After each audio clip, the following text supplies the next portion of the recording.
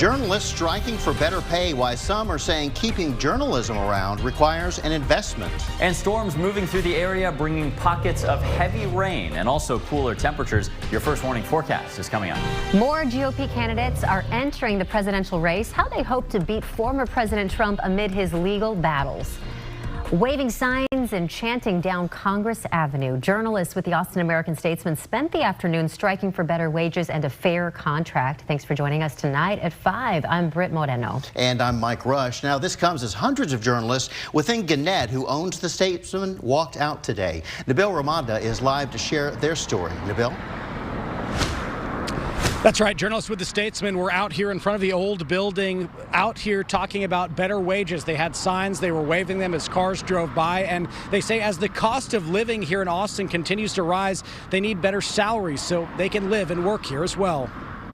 As Austin continues to increase in size. What do we want? A fair contract! When do we want it? Now! Journalists at the Statesman are hoping to see increases to their salaries. It is a very expensive place to live, and, of course, a lot of people in Austin are feeling that, and that includes our journalists. Carrie Heath covers education for the Statesman. She says she's seeing good journalists leave the profession because they can't afford to live and work in Austin. Both are leaving, both young journalists and the veteran journalists. It's hard on everyone. In a statement from the Austin American-Statesman, they tell us despite the work stoppage, there will be no disruption to the content or delivery of the Austin American-Statesman. Our goal is to preserve local journalism and serve our communities as we bargain to finalize contracts that provide equitable wages and benefits for our valued employees.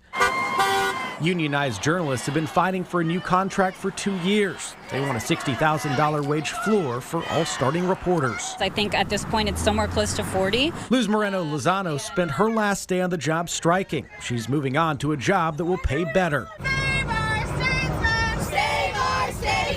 Jenna Heath is a professor of journalism at St. Edward's University. She says her students are still as passionate as ever about the profession, but she says keeping journalists around requires an investment. I think communities suffer when we do not have robust local journalism. I think we're seeing that happen all over the country for a variety of reasons. Congressman Greg Casar stopped by Monday's protest. He says when corporations are making money, they need to make sure their employees are taken care of. That corporate growth needs to translate to higher wages for their employees. Now, this was a one-day walkout, but I was told by journalists out here if nothing changes or that contract is not made possible soon, then they could see more strikes out here. Again, also, the employees also set up a GoFundMe. That website is linked to our website on KXAN.com. Back to you. Thanks, Nabil. Going in depth, the Census Bureau's Service Annual Survey shows the shift from print to digital media in the past 20 years. In 2000, the total estimated weekday circulation of U.S. daily newspapers was 55 million. That dropped to 20 million by 2020. Showing the drastic decline in readership. Revenue also dropped. Newspaper publishers brought in over $46 billion in 2002, but that number was cut in half in 2020 to $22 billion. Well, you likely got some rain in the recent past. We had some storms over the weekend. We even had some roll through this morning. One of our viewers, Rex, sent an email to report it at KXAN.com, and he showed us some amazing time-lapse video here of the storm over Dripping Springs on Saturday. Way to get that lightning, Rex. And this super cool picture of lightning over downtown Austin, that could be a postcard. That was pretty incredible, taken that same night. And now, of course, there's a calm after every storm. And take a look at this. If this doesn't give you hope for this new week, I don't know what will. A beautiful rainbow here snapped in Leander last night. Yeah. Chief Meteorologist David Yeoman's joining us now to update us on what's coming our way now. Looks like we've got a lot of professional photographers out there doing a great job. We appreciate them sending those in. Send yours. Yeah, report it at KXAN.com. You guys are our eyes and ears. Light show of all kinds, rainbows, lightning, and we've got more of both out there actually today. Here we are with some sun breaking through over Lake Travis. You can see some thunderstorm clouds, though, in the distance. The Oasis camera camera, always looking nice. Wish the lake levels were a little higher, of course. Here's the scattering of thunderstorms across the area right now from the hill country. Not so much in Austin, but a few bigger storms out in Fayette County. Zooming in now to the clouds we saw from Lake Travis. Some lightning and thunder moving from Sandy into Johnson City. Nothing severe, just some welcome rain. Remember to stay indoors, though, when thunder is audible. Out near Dripping Springs, couple downpours. Not much in Austin right now, but some heavier storms that are no longer severe, producing heavy rain and dangerous lightning in southern Fayette County. As a few heavy downpours continue, we're not only concerned with lightning and small hail, but the possibility of minor flooding this evening. We'll have your hour-by-hour forecast tonight and another stormy day for some tomorrow. Next. All right, thank you, David. We are learning more about the indictments of Austin police officers. The Austin Police Association announced last week 3 of the officers already faced indictments and 2 new officers were indicted. Jeffrey Ting now faces a charge of deadly conduct by discharging a firearm. Ting was one of 19 officers indicted last year over claims of excessive force during protests in downtown Austin in 2020. His attorneys claim they only got 8 hours notice to submit materials for the grand jury to consider. The district attorney's office declined our offer to comment on those claims. One of the 2 newly indicted officers is Joseph Pesci. Pesci also faces a charge of deadly conduct by discharging a firearm. We have reached out to his attorney and are waiting to hear back. California's governor and Department of Justice is investigating after a group of migrants from Texas got dropped off in front of a church in Sacramento without warning. There are 16 migrants total, 4 women and 12 men. Ages range from 18 to the mid-20s from Venezuela and Colombia. The migrants had been processed in El Paso, and from there they were taken to New Mexico and then flown to Sacramento on a private jet. They carried documents that appeared to be issued by the state of Florida. More Republican candidates are jumping into the race for the White House this week, and they will join a growing field of challengers, including their once former President Donald Trump. This comes as the grand jury is looking into the classified documents at Mar-a-Lago and expected to meet again this week after weeks of no movement in this case. Here's NBC's Alice Barr. Just as the Republican presidential contest starts heating up with several candidates set to announce this week, there's word of a potential legal bombshell for the far and away frontrunner, former President Trump. Members of the Trump legal team spotted at the Department of Justice today as the grand jury hearing evidence in the former president's handling of classified documents is expected to meet again this week after a hiatus. A decision to indict by special counsel Jack Smith would mark the first time a former president has been charged with a federal crime. Mr. Trump adamantly denies any wrongdoing, arguing he had the right to keep classified materials at his Mar-a-Lago estate. I took the documents I'm allowed to. Former President Trump also faces investigations into efforts to overturn the 2020 election and felony charges of falsifying business records in New York. As the legal challenges pile up, Republican candidates looking for an opening set to jump into the race this week, including past Trump allies, former Vice President Mike Pence, who filed paperwork today to make his run official, and former New Jersey Governor Chris Christie. Several candidates now sharpening their attacks on the former president from his claims he can fix the country in 6 months. Don't let anyone tell you they can do this in 24 hours or in 6 months or anything like that. This is going to be trench warfare. To the January 6th attack on the U.S. Capitol. He thinks it was a beautiful day. I think it was a terrible day. I'll always stand by that. To praise for North Korean dictator Kim Jong-un. Whether it's my former running mate or anyone else, no one should be praising the dictator in North Korea. Presidential hopefuls who once praised Mr. Trump, now challenging him. In Washington, Alice Barr, NBC News. Now, even as the field of Republican candidates grows, new requirements may limit the number that can actually make it on stage for the first primary debate in August, and that includes strict fundraising requirements and a promise to support whoever gets that nomination. Still to come, if you plan on leaving the country this summer and you don't have your passport yet, you may be in trouble. Why it is taking months for some people to get theirs. United Airlines wants to make traveling out of the Austin airport a little easier. How their new bag shortcut works. A man died after going underwater in the San Marcos River over the weekend. It is the first known recovery this year. The Caldwell County Sheriff's Office says it got a call about a man possibly drowning around 3 on Saturday afternoon. Multiple agencies responded and searched. They found his body almost 24 hours later. The Sheriff's Office says the victim was possibly from out of state, and the incident is considered an accident. Coming up on KXAN News at 6 o'clock, we will look more into this case and how many drownings have happened in Texas waters over the years. The search for victims in an Iowa apartment complex has ended. All 3 people who were unaccounted for in the Davenport collapse have now been recovered. The body of 42-year-old Brandon Colvin Sr. was found on Saturday. 2 others, 51-year-old Ryan Hitchcock and 60-year-old Daniel Prian, were found over the last 48 hours.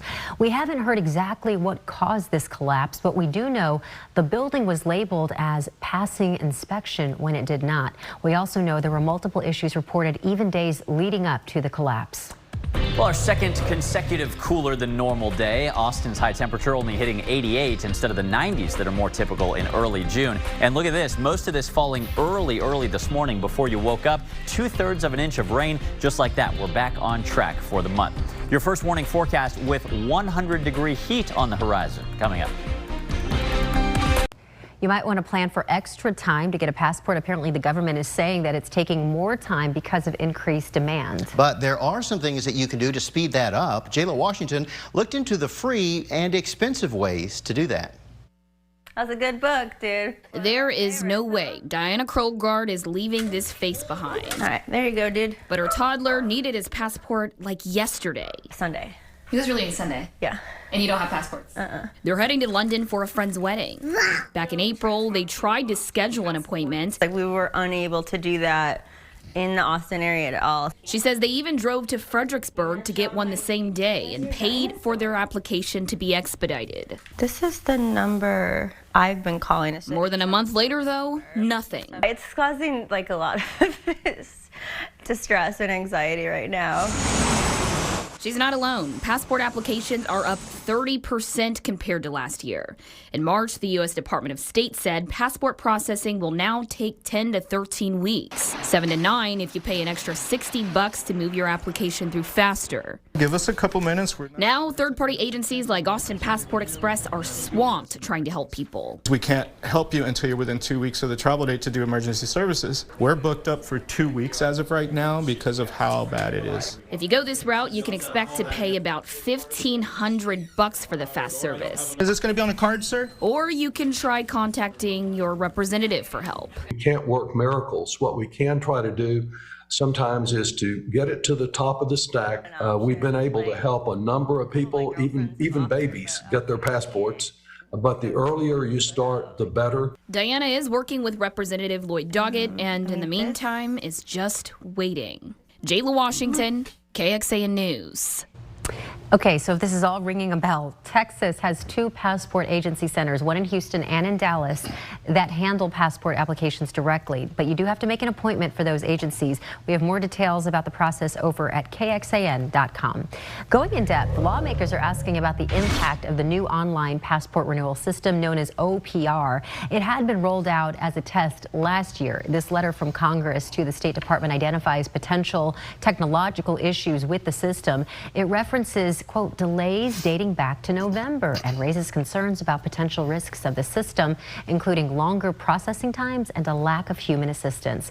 Officials paused that system earlier this year, putting everyone who used it behind. United Airlines is partnering with Austin's airport to make it easier to get off the ground. A new bag drop shortcut will roll out in the next 2 weeks.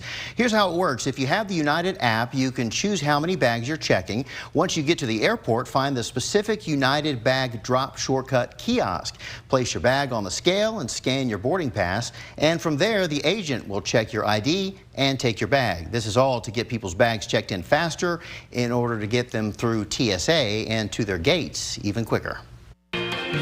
First Warning Weather with Chief Meteorologist David Yeomans. Well, 5:18 on your Monday, and we are still tracking some welcome showers and thunderstorms, though they are wetting some roadways for our evening commute. Here we are on the area-wide view with a smattering of rain across the area. Here in Travis County right now, we do have some rain breaking up for the most part. A few light showers still east of Pflugerville and a couple downpours close to Fitzhugh and Dripping Springs. In the Hill Country, nothing severe, but we do have some lightning and heavy rain approaching Johnson City from the northwest. We'll bounce over to Fayette County, which is really where we've gotten hammered today. LaGrange, some lighter rain now, same up in Round Top. Heavier storms, though, pushing into Schulenburg and Flatonia with some small hail, nothing severe at this time.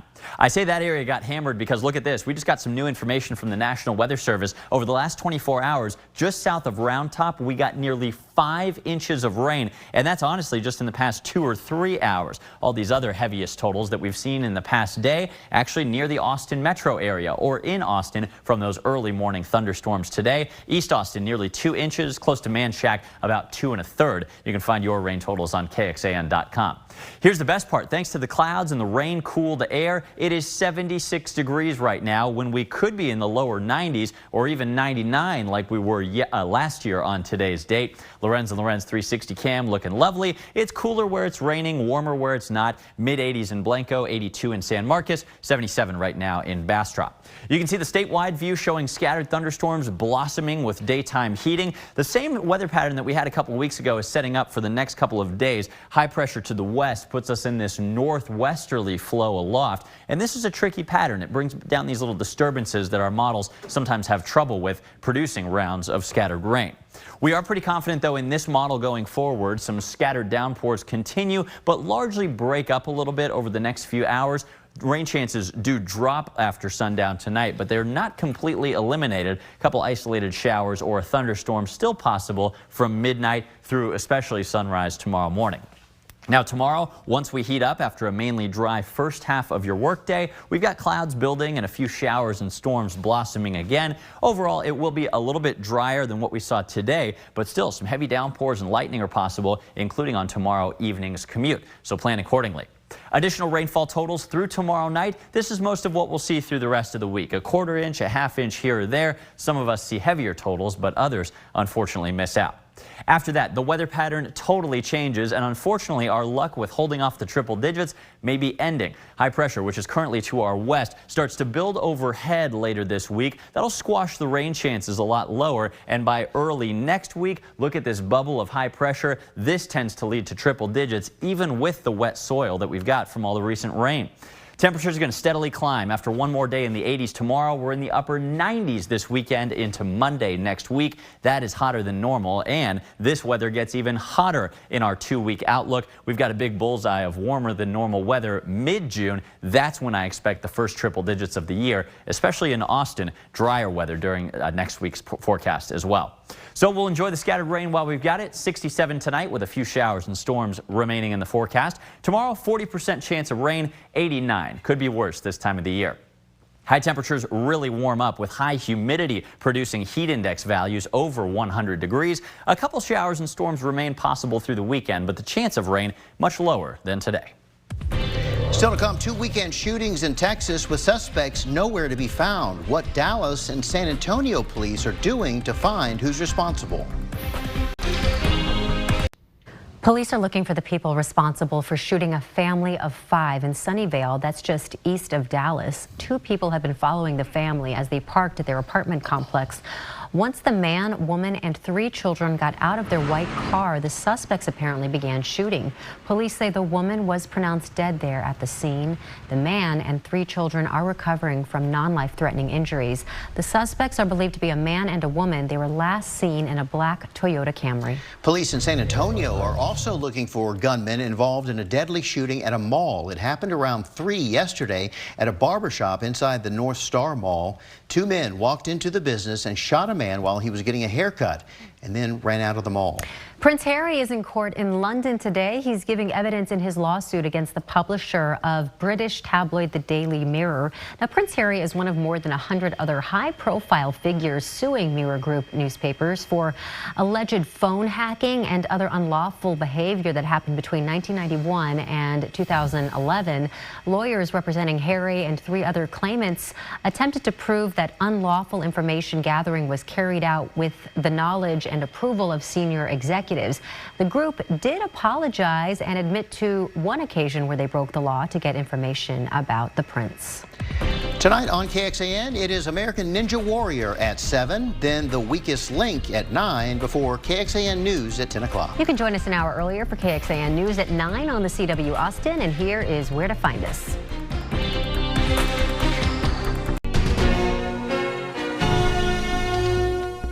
Thanks for listening to KXAN News Nightly. You can also listen to KXAN News Today every morning for more in-depth coverage of what matters most to you.